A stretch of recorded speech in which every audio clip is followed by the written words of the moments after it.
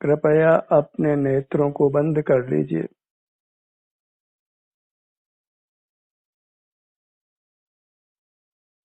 अपना ध्यान अपने आप पर लाइए। बहिर्मुखता में पराश्रय होता है।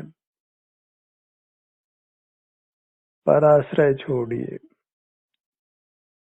अंतर्मुख होकर अपना ही आश्रय करिए। आत्मनिर्भर बनिए, सेल्फ डिपेंडेंट, अपनी अमूर्त काया के आश्रित हो।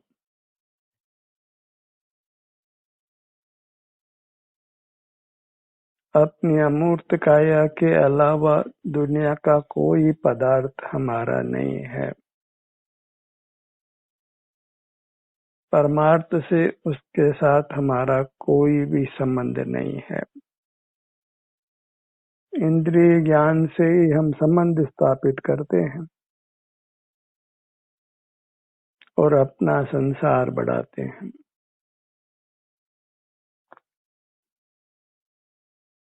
यह मनुष्य जीवन अति बहुमूल्य है। बहिर्मुख रहकर हम कर्मों को बांधते हैं और अंतर्मुख होकर हम कर्मों को काटते हैं। प्रतिक्षण हमें कर्मों को काटना है, बांधना नहीं है, क्योंकि कर्म बंध का फल दुख है।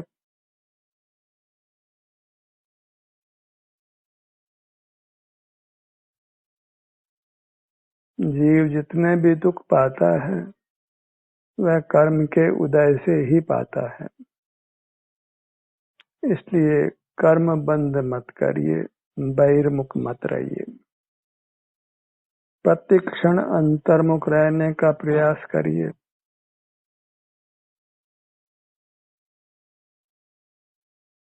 निरंतर अंतर्मुख रहने का लक्ष्य बनाइए। जब निरंतर अंतर्मुख रह पाएंगे तभी हम सकल कर्मों से मुक्त होकर दुखों से मुक्त होंगे, परमात्मा होंगे।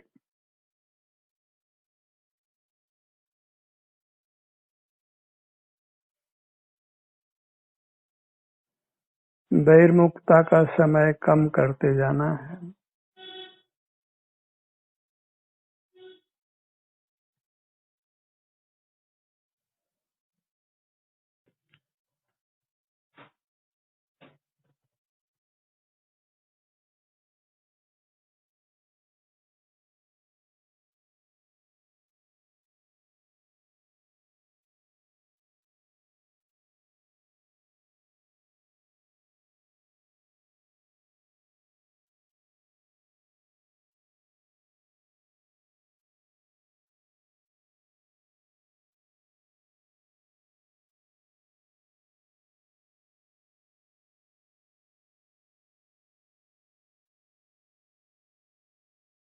मूर्त शरीर में मिला हुआ हमारा अमूर्त शरीर ही बस अपना है।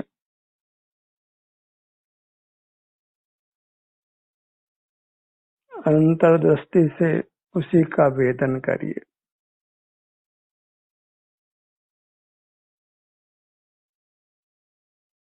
उसी पे निर्भर रहिए।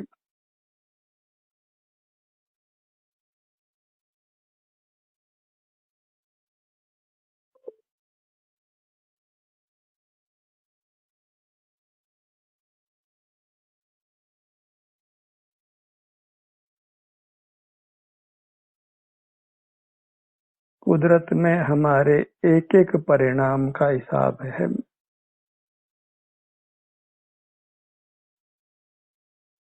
एक एक पल का हिसाब है।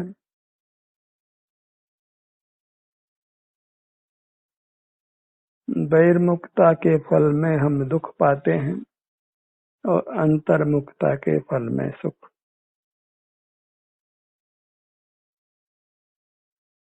सुख दुख की यही मीमांसा है।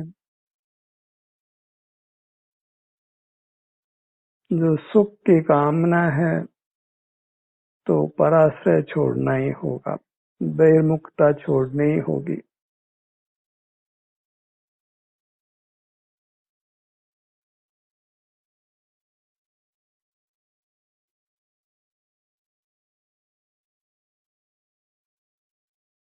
अपनी मुद्रा को लक्ष्य में लीजिए,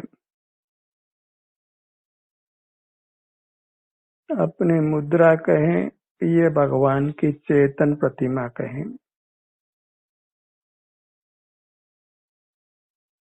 मूर्त प्रतिमा को तो हमने जन्म जन्म में भजा है,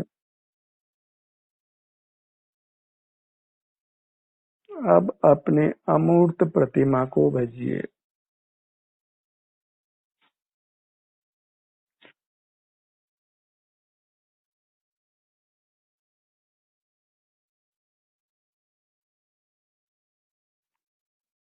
पर का भजन करने से कुछ लाभ नहीं, अपना भजन करिए। अपना भजन स्वानुभव रूप है, अपना अनुभव करने का ही नियम लीजिए,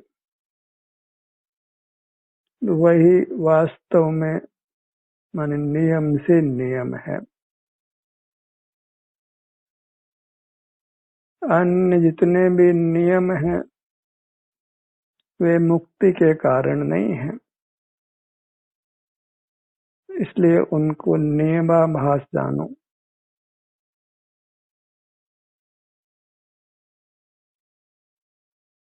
जन्म जन्म में हम अन्य बहुत नियम लेते आए हैं और उनसे जन्म मरण का अभाव नहीं हुआ। अब एक वास्तविक नियम लीजिए जो वास्तव में नियम है, अपने सन्मुख रहने का नियम, अपने अवलंबन से जीने का नियम, आत्मनिर्भर रहने का नियम, अपनी मुद्रा को पहचान कर उसी के अवलंबन से रहना है प्रतिपल।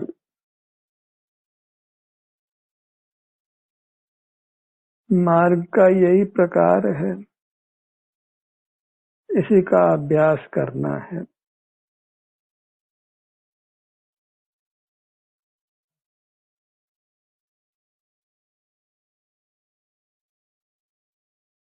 हम सुख के बने हुए हैं, इसलिए सुख के लिए हमें अपने से ही जुड़ना है, अन्य कोई उपाय नहीं है। इंद्रिय ज्ञान का कोई सुफल नहीं है, इंद्रिय ज्ञान का फल दुख ही है,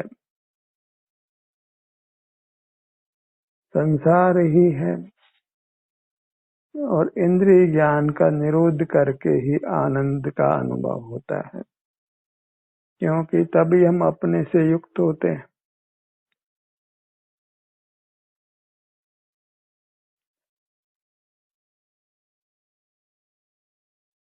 ज्ञान को बहिर्मुख जानो, बंध का हेतु जानो। भले ही लोक में ज्ञान की कितनी महिमा गाई जाती हो, साधु संत भी पंडित भी ज्ञान की महिमा गाते हों, पर सकल ज्ञान अपने स्वरूप से च्युत है, बहिर्मुख है।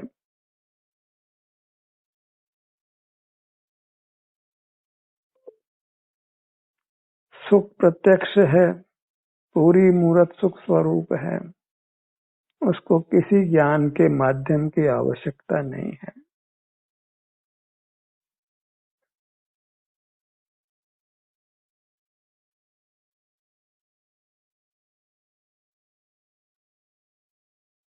शरीर में आराम होता है, वेदना होती है, वह प्रत्यक्ष अनुभव में आती है।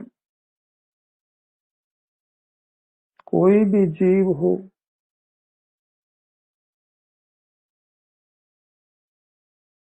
हमारे बदन में कोई सुई चुभाता है तो वेदना का अनुभव होता है, बीच में ज्ञान की जरूरत नहीं पड़ती। इसी प्रकार जब कर्म का विपाक नहीं होता है तो सर्वांग में सुख का अनुभव अपने आप ही होता है, किसी ज्ञान की आवश्यकता नहीं होती।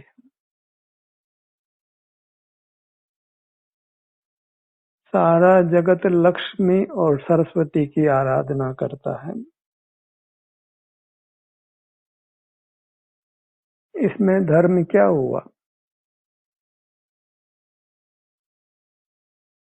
बहुजन के पास धर्म नहीं रहता है।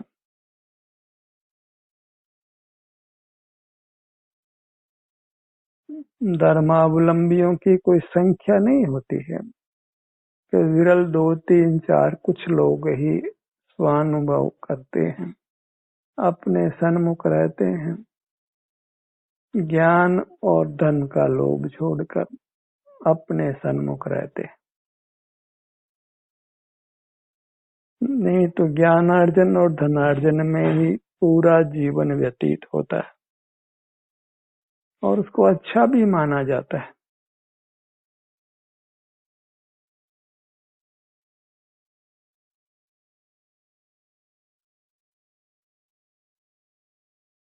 और ये मनुष्य जीवन हाथ से चला जाता है ज्ञानार्जन और धनार्जन में।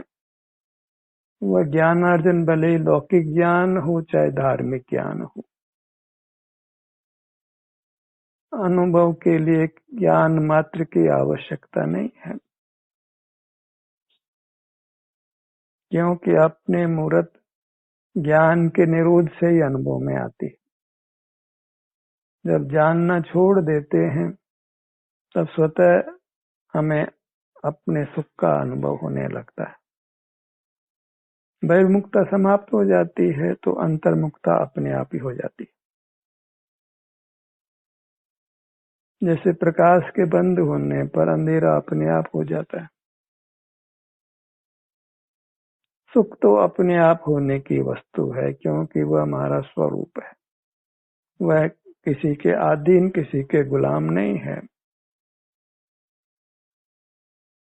सुख को ज्ञान की पराधीनता बिल्कुल नहीं है, अंश मात्र भी नहीं है।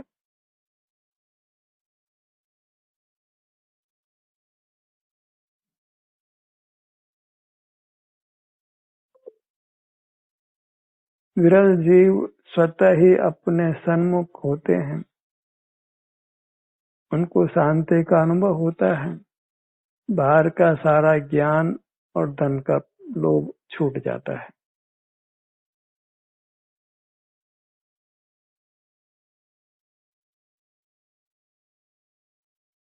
उस शांति को विरल लोग ही पहचानते हैं। उस शांति को पहचानिए। अपने सन्मुख होने से या बहिर्मुखता छोड़ देने से। बहिर्मुख रहकर इस अमूल्य मनुष्य जन्म को हम बर्बाद करते हैं। इस मनुष्य जन्म से मुक्ति प्राप्त होती है, उस मनुष्य जन्म से हम नरक का रास्ता खोल लेते हैं।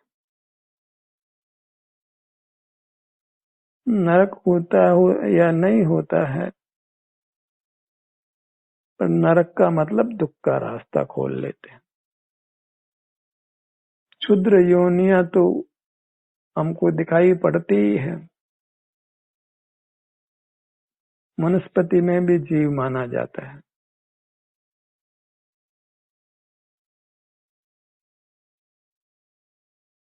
ज्ञान अर्जन करने के फल में ज्ञान का नाश हो जाता है।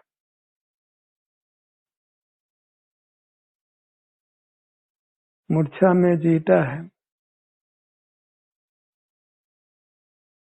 न इंद्रिय ज्ञान मिलता है, न अपना सुख ही मिलता है, अचेतन जैसा हो जाता है।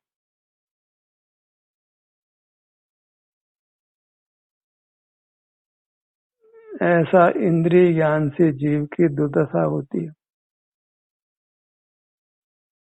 ज्ञानार्जन और धनार्जन का लोभ छोड़कर अपने से युक्त रहना है। यहाँ कुछ सीखना नहीं है, कुछ जानना नहीं है, अपने सुख को भोगना है, शांति को भोगना है।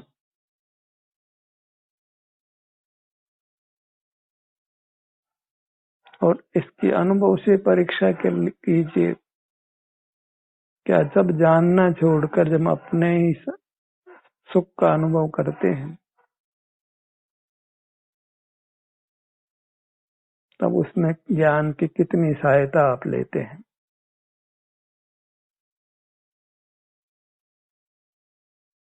बदन में आराम हुआ, वेदना हुई, उसके अनुभव में कौन ज्ञान काम करता है?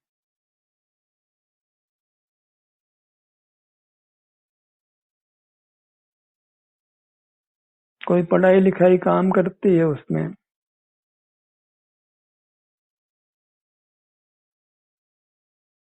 पशु पक्षी कोई पढ़ते लिखते नहीं है, तथापि शरीर में होने वाली वेदना आराम का अनुभव उनको होता ही है।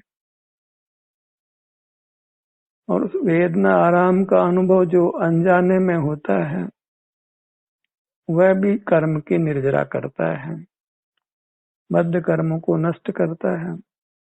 और उसी कारण से पशु पक्षी भी आयु पूरी कर मनुष्य हो जाते हैं।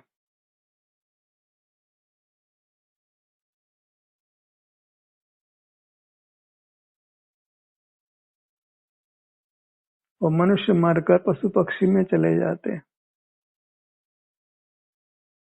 इस प्रकार संसार में परिवर्तन होता रहता है।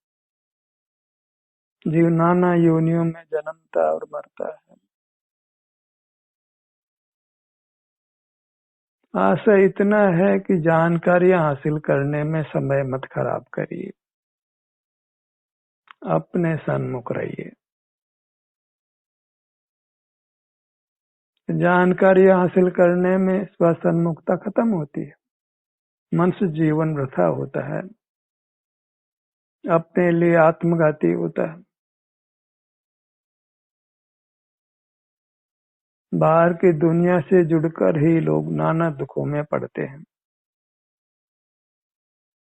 अपने सन्मुख रहे तो किंचित भी दुख ना हो, निर्वाण की प्राप्ति हो जाए।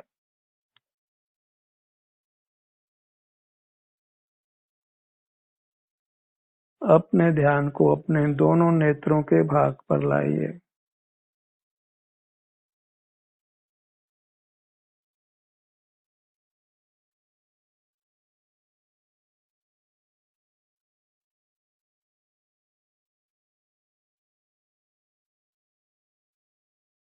वह इसलिए कि नेत्रों को हम बंद रख सकें।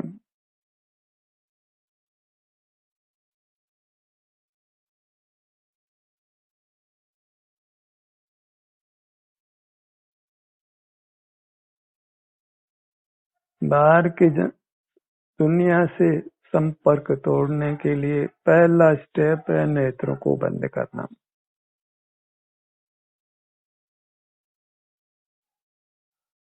और नेत्रों का एहसास कीजिए।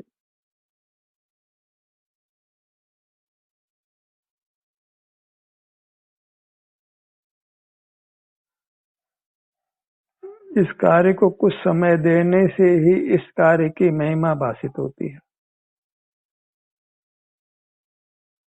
थोड़ा अपने में ठहरिए ताकि आपको मार्ग का श्रद्धान हो सके, आप शांति का अनुभव कर सकें।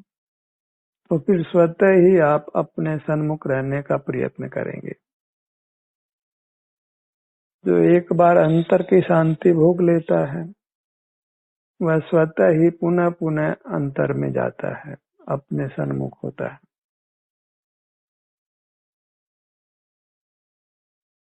अपने दोनों कानों के भाग पर आइए।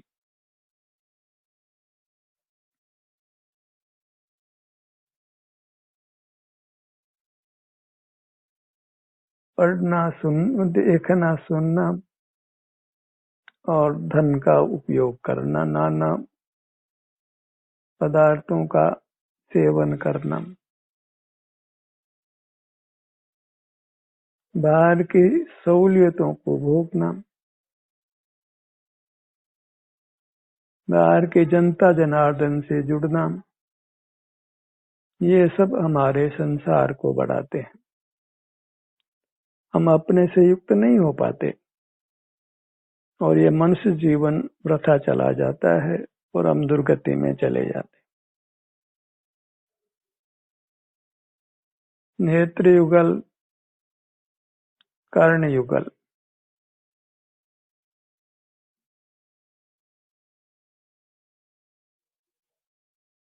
कुछ सुनने की आवश्यकता नहीं है, कुछ देखने की आवश्यकता नहीं है। अपने नेत्रों का और अपने कानों का ही एहसास करिए।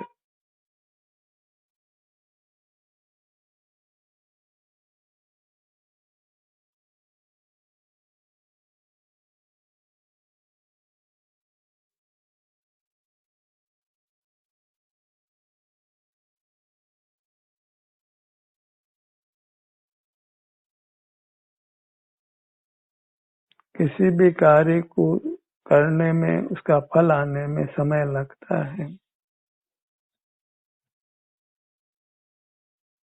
इसी प्रकार अपने नेत्रों के भाग पर, कानों के भाग पर भी आप समय देंगे तो ही उसका फल आपको मिलेगा।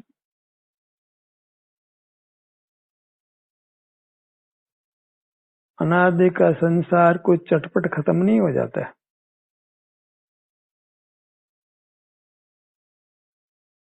बहिर्मुखता की आदतें हमारे भीतर गहरी जड़ कर गई हैं।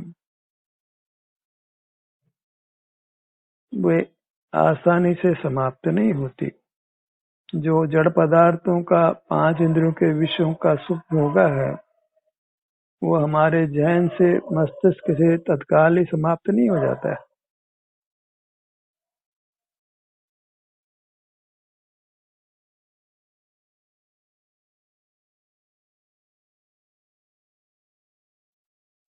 इंद्रिय सुख का भीतर गहरा गहरा संस्कार अनादि का है। इंद्रिय ज्ञान का और इंद्रिय सुख का, उस संस्कार को मिटने में समय लगता है। इसलिए अपने विभिन्न अंगों पर अधिक समय लगाइए।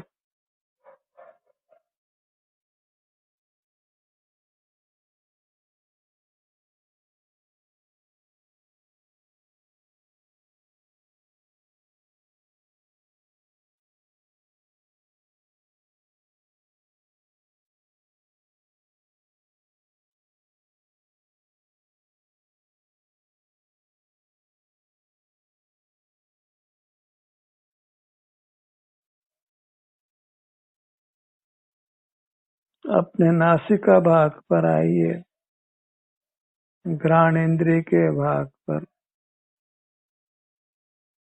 ये इंद्रिय ज्ञान के स्थान हैं जिनसे हम विषय सुख लेते आए हैं।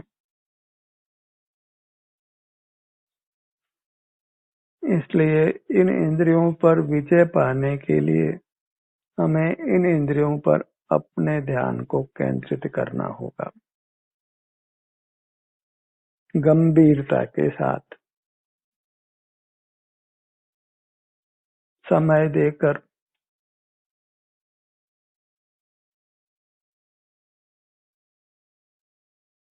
संसार के दुखों की वेदना में आइए। संसार भयावह है और इससे पार होना अति जरूरी है, अत्यंत अत्यंत जरूरी है। बहिर्मुखता में नाना दुख है, सो अपने भीतर रहना होगा। वही सुरक्षित स्थान है रहने का।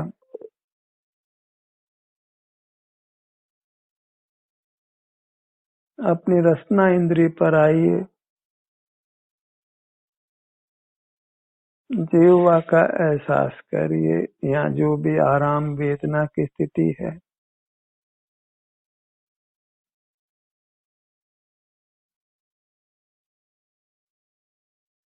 स्पर्शन इंद्रिय का विस्तार संपूर्ण काया में है। अपने सिर से पांव तक। इसलिए अपनी पूरी मूर्त का एहसास कीजिए। एक बार अपनी दोनों हथेलियों को अपने सारे बदन पर फिरा लीजिए। पूरे स्पर्शेंद्रिय भाग का एहसास करने के लिए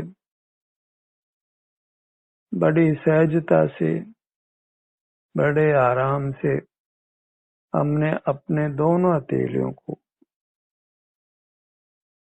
बोथ ऑफ द पाम्स, इसको सिर से पांव तक दोनों हथेलियों को अत्यंत धीरे धीरे फैलाइए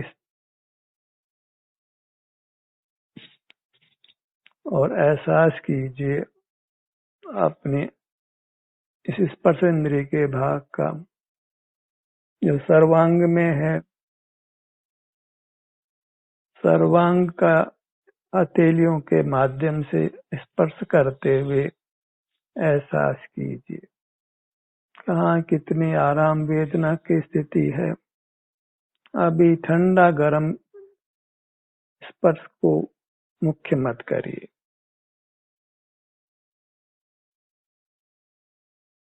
जो सुख दुख की स्थिति है सर्वांग में, वो अपने हथेलियों के माध्यम से महसूस कीजिए। लोक में इसको रेकी मेडिटेशन के रूप में कहा जाता है और स्वास्थ्य पाने के लिए इसका बहुत बड़ा उपयोग है। इससे हम अंतर्मुख होते हैं, अपने शारीरिक सुख दुख का ही एहसास करते हैं।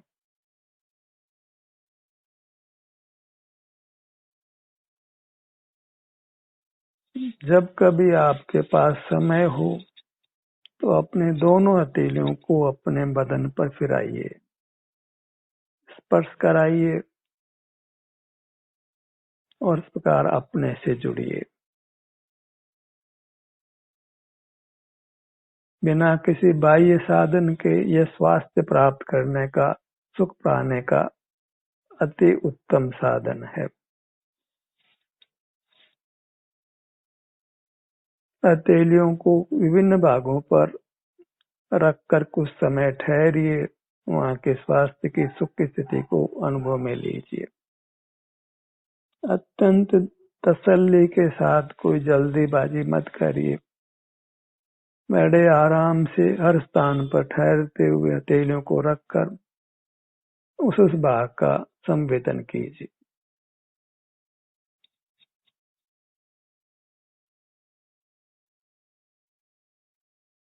और इस काम को प्रातः उठते ही आप कर सकते हैं, रात को सोते समय कर सकते हैं, जब आपको वास्तव में कोई काम नहीं होता।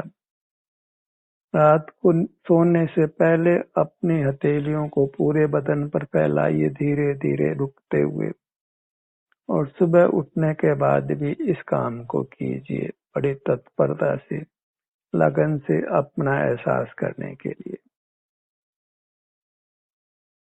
इस रेकी मेडिटेशन को अपने जीवन में स्थान दीजिए।